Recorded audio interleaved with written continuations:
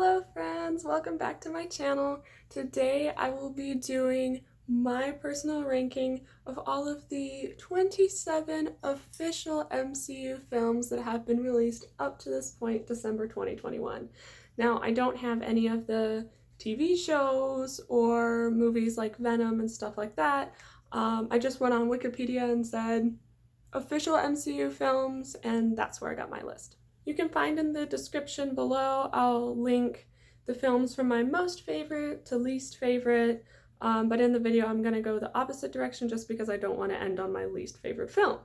I'm going to try to keep each explanation as brief as I can, and I'm actually going to do a part 2 video to this for the 4 films that kind of affect me more emotionally than the rest of them, but for this I'm going to try to just go straight through the rankings. 2 final notes. The first, there will be spoilers, including for the new Spider-Man film, which that won't be until the end of the video, so I'll do another spoiler warning at that point, so feel free to watch up till then, even if you haven't seen the new Spider-Man. I said before that this is my favorites list. This is not a bests list, so I'm not trying to say that my ranking of all of the films is critically what is the best ranking out there. I'm just saying what are my favorites in the MCU. So starting with number 27, that is Thor: The Dark World. Now, I don't think that this is a very controversial take because honestly the film is just pretty droll and gray, and Loki and Darcy are the best parts of this movie in my opinion, and even the music score is just unimaginative. Number 26 is Avengers Age of Ultron. So this might be more controversial. I'm going to speak about this more in my video where I go into more in depth about some of the films that affected me emotionally. This is one of those films. So it's hard to do this in a concise way. So all I'll say is that I don't really agree with a lot of the decisions that were made regarding the characters in this movie. As a standalone film, yeah, it's not bad. But where the characters are concerned, not a fan. Number 25, Iron Man 3. So some people really like this movie. I do not. I just was unimpressed with it. I really liked the first and the second of the Iron Man films, but this felt to me like the weakest link. I wasn't a fan of the whole bad guy Mandarin situation, and I really wasn't a fan of the way that the Pepper and Tony relationship was dealt with. And some of his PTSD stuff, it's really hard to put my finger on why that sort of rubbed me the wrong way, the way it was presented, even though on paper it seems fine. I don't know if it was because I felt that they injected too much humor into it or what, but just overall, the movie left me feeling less than satisfied. Number 24 is The Incredible Hulk. So I don't have any thoughts on this movie. I've seen the movie, I've seen it, and it exists, and it's out there, and I didn't particularly dislike it, but I have no thoughts. Number 23 is Guardians of the Galaxy Volume 2. So again, not a terrible movie, but not the movie for me. I wasn't a fan that the humor of the film became even more sarcastic, even meaner, even more like middle school boy jokes than the first movie. The first one was more endearing to me, and I'm also not a fan of when violence, like extreme violence, is used as a pun. So just didn't really sit right with me. Of course the soundtrack was great and there were things I liked about it, but it was too mean-spirited in terms of the humor for me. Number 22 is actually Avengers Endgame. So the first time I saw this movie, I was like, one of my favorite MCU films. I love it. It was such a great theater experience, with the Doctor Strange portals and everything and just seeing everybody together. But I saw it again in the theaters and I was not as much of a fan because all of the plot points kind of sunk into my head more and the consequences of it. So I'll talk about this one more as well in my longer video, but it just wasn't I wasn't a fan of some of the decisions that were made for the characters because a lot of them seemed like they were totally reliant on whose contract was up and all of that rather than actually fulfilling character arcs, which to me is lazy writing. Number 21 is Eternals. Now, I didn't hate it, and the special effects were great, but it just didn't really do anything for me. It didn't do a good enough job of connecting us with the characters, and Star Wars Rogue One was put in the same position where it introduced us to a totally new team of people that we were supposed to become emotionally attached to, people who we have never seen before, and they did a good job. It's one of my favorite Star Wars films to this day. But Eternals tried to do the same thing, but just fell flat in a lot of places for me. A lot of the acting didn't seem genuine, and it was very hard for me to feel emotionally invested into the characters. Number 20 is Thor, the first Thor movie. So I thought that the casting was fantastic, and I have a lot of favorite scenes in this film, but as a movie, the pacing was off. The script needed some work, it needed some editing, it just didn't it didn't excite me. So it was fine, and I saw it a long while back, so I feel connected to it because I saw it as a child, I guess, but it's not really that great of a movie. Coming in number 19 is Spider-Man Far From Home, so the second of the Tom Holland Spider-Man films. The plot, again, fell kind of flat for me, and it felt like it was just trying to connect us between Endgame and Spider-Man No Way Home. So it was a transition movie, and sometimes those can be great, like with Hunger Games, but in this case, the second just didn't really do it for me.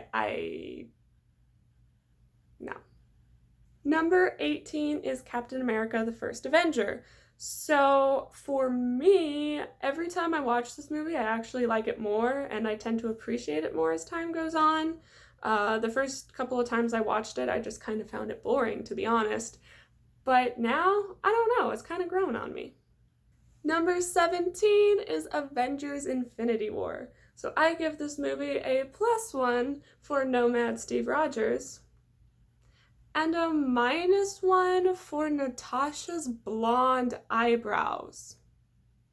Like, how hard would it have been for them to do something like this? You guys have no idea how much this little detail just irks me, because it took me out of the movie. It annoyed me for the entire movie every time I saw her, which is terrible because I love Natasha. So what can you do? Number 16 is Ant-Man and the Wasp. So this movie is like my kind of humor. Paul Rudd doing that sort of straight-faced humor thing, it cracks me up every time. Doesn't even really matter what the plot is. It just makes me laugh. And his friends as well, the ones that run the company, I love them. They just crack me up. I laughed through the whole movie. Number 15 is Black Widow. So this is going to surprise some people who know me personally, but I have a lot of complicated emotions when it comes to this movie. So this is definitely one that's going to be on the part 2, and I can't possibly even begin to explain everything that I feel. So just stay tuned for part 2. Number 14 is Thor Ragnarok. So this is definitely my favorite of the 3 Thor films, and Jeff Goldblum, even though he plays himself in every movie, basically, he still just is so funny to me. He's just an amusing person. So love that. Love Taika Waititi, but it was sometimes just too cheesy for me. Like, for them to never take themselves seriously. I don't know. Sometimes I feel like you need to be serious about some things. So, like the destruction of Thor's entire planet. Like, that, I don't think we really needed a joke there. So, things like that. Love the movie, but again, sometimes just too cheesy for me. Number 13 is SpiderMan Homecoming. Now, I think Tom Holland is a great Spider-Man, and the movie itself was, like, fine. I mean, it was great, but It's really hard for me to relate to Tom Holland, and I don't really know why. It's just a personal thing, I guess. I was more excited to see Michael Keaton in that film than I was to see Tom Holland. And this is nothing against him. I think he's a great actor. He's awesome. A lot of people love him. It's just there's something that, I don't know, it's very hard for me to connect with him. That being said, his video for that lip sync battle thing where he does Rihanna's Umbrella, oh my god, that's a work of art, and if you have not seen it, please do yourself a favor and just watch that performance. It's fantastic. Number 12 is Ant-Man, and again, I just really like Paul Rudd's humor. A lot of people don't like these movies for some reason. They're not particularly rated poorly, but a lot of people I talk to are like, they're okay, but they're not great. But I like them, so. Number 11 is Captain America Civil War. Now, I've seen this movie a lot of times, so you might expect it to be higher on my list, but the lack of communication between parties in this film just annoys me to no end. They could have had the conversation of why Steve is like helping Bucky out, that there are winter soldiers defrosting as we speak, instead of having the entire airport battle. Like, come on guys, you can communicate. My other note on this film is that Kevin Feige works hard, but Bucky's Red Henley works harder. The only reason I feel okay doing that little objectification thing there is because Sebastian Stan actually worked really, really hard and put a lot of work into getting the muscle mass for that role, so I think it deserves to be celebrated.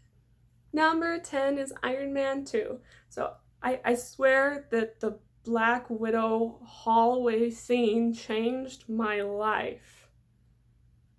Clint took one look at Natasha Romanoff, who was supposed to be his target, and said, "It is against my moral code to destroy works of art." And I don't blame him. A lot of people say that this is the weakest of the Iron Man films, but I just love Natasha Romanoff. Number 9 is the first Guardians of the Galaxy film. I remember just being really pleasantly surprised when I watched this movie. It was endearing, it was really funny, they had a great dynamic all together as a team, and the soundtrack was just awesome, so yeah.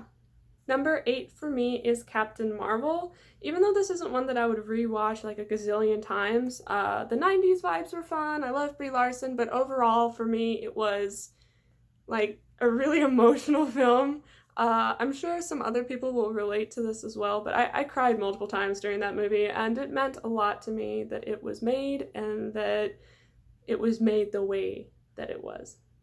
Number 7 is Doctor Strange. Now, I don't actually remember all that much about the plot or the characters, but I do remember that when I saw it, I was really impressed with the special effects, and that overall it just struck me as a really good movie and fairly underrated.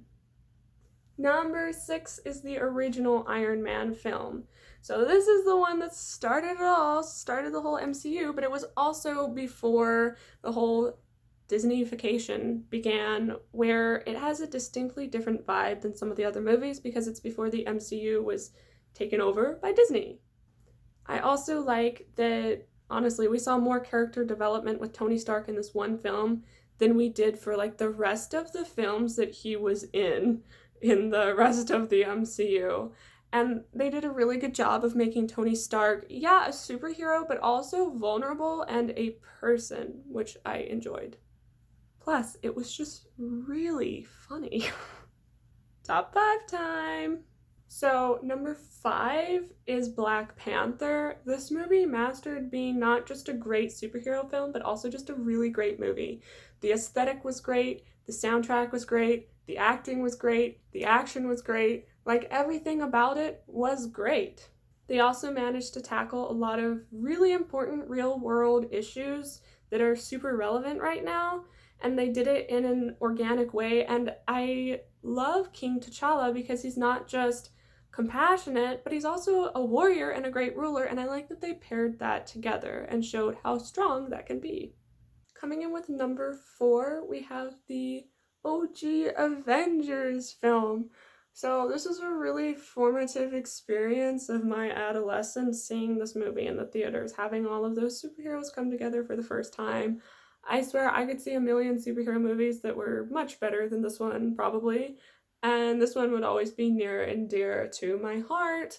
I mean, it's got great humor and action and all of that, but overall, it's the nostalgia for me. I just love it. Number 3 is Shang-Chi. How this movie was so good. So I'm a real sucker for martial arts, and this movie was full of martial arts. Really good, really fast, well done martial arts. And the music was great. A bunch of the plot points I just loved. It's really hard for me to find something that I did not like about this movie. Like, it was just, it was so good. Number 2 is Spider-Man No Way Home. So, spoiler alert, you've been warned. If you are continuing now, you are continuing at your own risk. I loved seeing all 3 Spider-Men together. And this had to be the single best theater viewing experience I have ever had. I mean, people were screaming, people were jumping up and like chest bumping each other. It was wild, but it was so great. I mean, people even screamed for Matt Murdock, and Daredevil isn't even my favorite. When I watched the show, he kind of annoyed me sometimes, but even for me, seeing Charlie Cox up there, like, totally integrated into the MCU in that moment, even just for a few seconds, I wanted to cry. I was like, this is so fantastic. And it's possible that as time goes on and as the plot kind of solidifies in my head, I mean, I've already started to find some like nitpicky things that are issues with it where I'm like, oh, well, did that make sense? And why did they do that? Things like that. This might move down a little bit, but as for right now, I'm just ecstatic. I'm over the moon. I feel like I watched a piece of fan fiction just unfold on the screen, and I can't believe that they pulled it off. Number 1 is Captain America the Winter Soldier, featuring my shirt that I will link the Etsy store in the description below. This movie is my comfort film. I don't know how many times I've seen it. I'm actually going to talk about this one more in my part 2 video where I have kind of my deeper feelings, you know, because I actually like it for more reasons than just the surface of it. It's not just like, oh my god, I love Bucky Barnes, even though that's true. It's more than that. So this movie, I'm sure that other movies on this list are like technically better or whatever, but this one for me, it means a lot to me. And I adore it with all my heart. So there you go. So what did you think of my ratings? Do you agree? Do you disagree? Let me know in the comments down below. If you like this video, remember to like it. And if you want to see more videos like this, please subscribe to my channel. Stay tuned for part 2 that shall be coming soon. So thank you for watching and see you next time.